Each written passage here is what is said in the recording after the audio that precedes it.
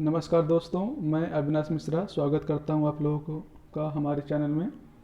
आज हम बात करेंगे रागों का 10 विभागों में वर्गीकरण करने का प्राचीन सिद्धांत, यानी कि पुराने समय में जो रागों का विभाग होता था, कैसे वर्गीकरण किया गया, उसके बारे में आज हम जानकारी करेंगे।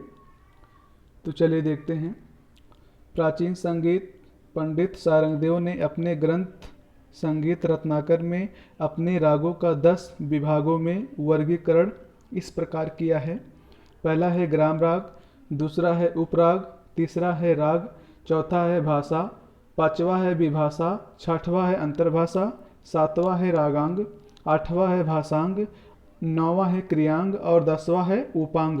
तो चलिए सबसे पहले ग्राम राग के बारे में बात करते हैं। पॉइंट जो अपना एक है, ग्राम राग संगीत रत्नाकर ग्रंथ में शुद्धा, भिन्ना, गौड़ा, वेसरा और साधारण इन 5 गीतियों के अंतर्गत 30 ग्राम राग माने हैं, जो इस प्रकार हैं।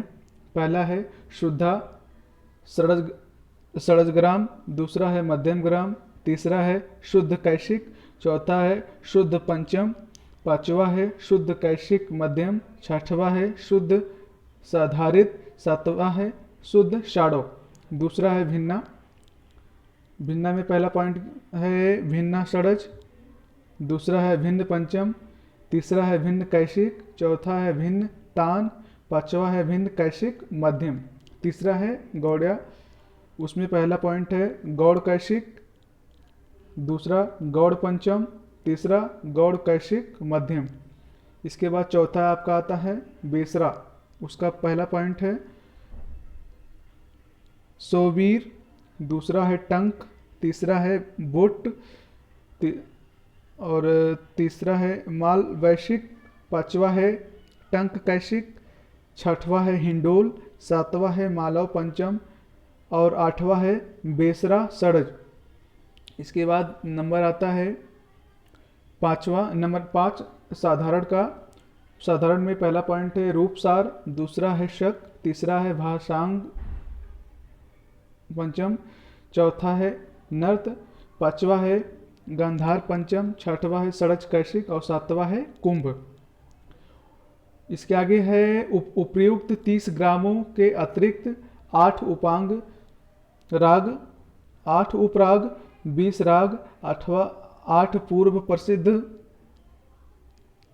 रागांग, 11 है भाषांग, 12 क्रियांग, 13 उपांग और 96 भाषांग राग, 20 विभाषा राग, 4 अंतर्भाषा राग, 13 सारंगदेव के समय में प्रचलित राग, 9 भाषांग, 3 क्रियांग और 27 उपांग राग बताए गए हैं। इस प्रकार संगीत रत्नाकर ग्रंथ में 264 राग बताए गए हैं।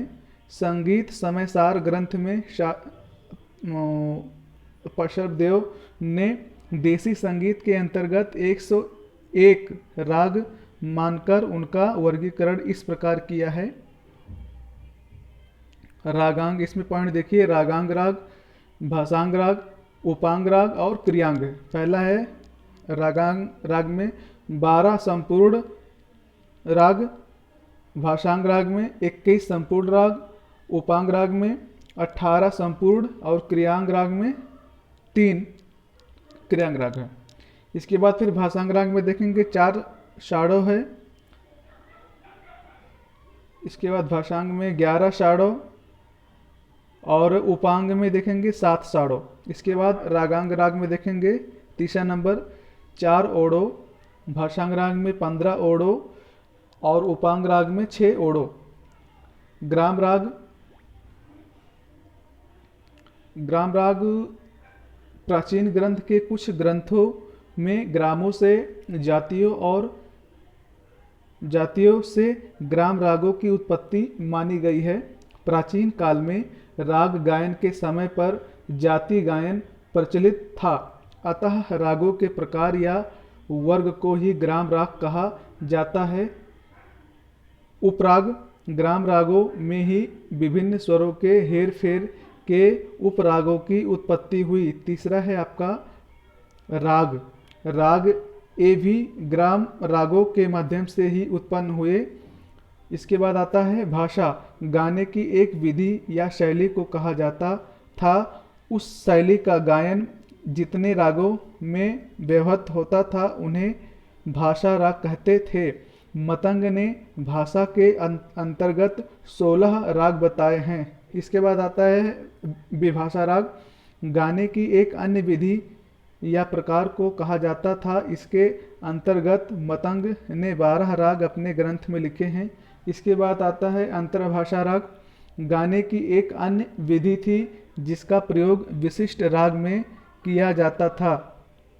रागांग, भाषांग, क्रियांग और उपांग के विवरण भातखंडे जी ने अपनी पुस्तक में इस प्रकार दिए हैं जो उन्हें दक्षिण के एक पंडित ने बताए थे।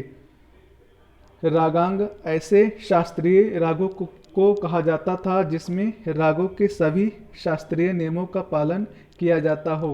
भाषांग ऐसे रागों को कहा जाता था जो शास्त्रीय राग नियम पर आश्रित न रहकर भिन्न देशों को विभिन्न शैलियों या भाषाओं द्वारा निर्मित होकर व्यवहार में लाए जाते थे।